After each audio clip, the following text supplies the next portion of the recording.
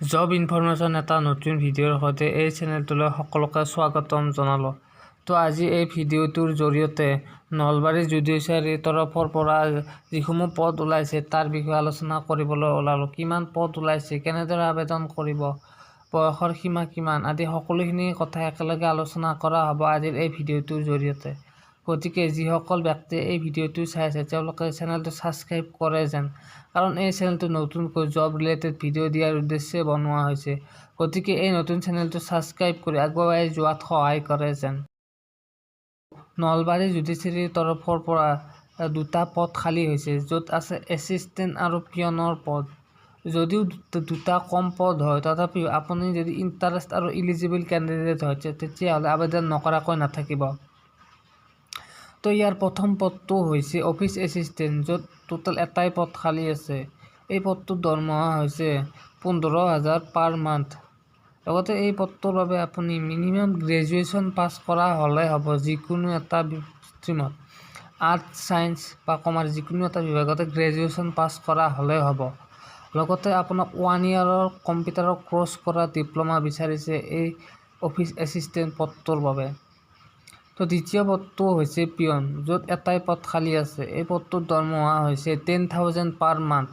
লগতে এই পদটোৰ শিক্ষাগত অৰ্হতা হ'ল আপুনি মিনিমাম 8 পাছ কৰা হ'লে হ'ব। তো এই এছিষ্টেণ্ট আৰু পিয়ন পদটোৰ বাবে বয়সৰ সীমা 18 পৰা 38 বছৰ দিয়া আছে। কেটেগৰী বিশেষে কিছুমান কেণ্ডিডেট যেনে SC, ST, OBC এই কেণ্ডিডেটসকলক ইয়াৰ 38 বছৰতকৈ বেছি বয়সৰ ৰেহাই দিয়া আছে। তো এই পদটোত আবেদন কৰিবলৈ হ'লে আপুনি অফলাইন মাধ্যমেৰে আবেদন কৰিব লাগিব। তো যিসকল কেণ্ডিডেটে ইয়াত আবেদন কৰিম বুলি ভাবি আছে তেওঁলোকে কি কৰিব লাগিব জানেনে? তেওঁলোকে পোনপ্ৰথমে এখন ষ্টেণ্ডাৰ্ড ফৰ্মৰ প্ৰয়োজন হ'ব। যিখন ষ্টেণ্ডাৰ্ড ফৰ্ম আপুনি যিকোনো এখন অনলাইন দোকানৰ পৰা উলিয়াই আনিব পাৰিব।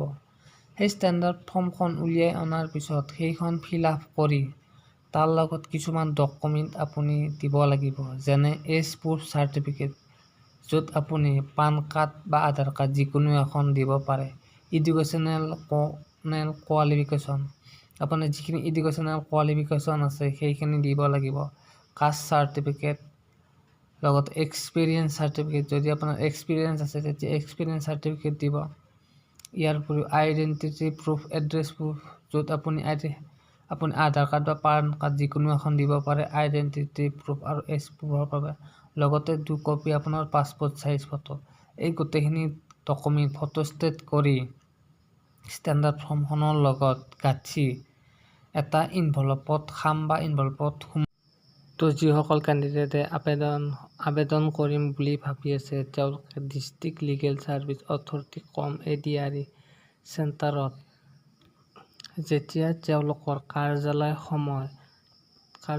যেতিয়া কাম কৰা সময় সেই সময়খিনিত তাত থকা আবেদন ড্ৰপ বক্সত প্ৰয়োজনীয় নথিপত্ৰৰ সৈতে নিজস্বভাৱে পূৰণ কৰা আবেদন পত্ৰখন জমা দিব পাৰে। ইয়াত তলতো সেইখিনি কথাই লিখা আছে যে নলবাৰী জুডিচিয়াৰীত আবেদন পত্ৰ জিলা আৰু অধিৱেশন ন্যায়াধীশ অধ্যক্ষ জিলা আইন সেৱা প্ৰাধিকৰণ নলবাৰীলৈ প্ৰেৰণ কৰি আপুনি আবেদন কৰিব পাৰে। তো আজিৰ ভিডিঅ'টো আছিল ইমানখিনিলৈ।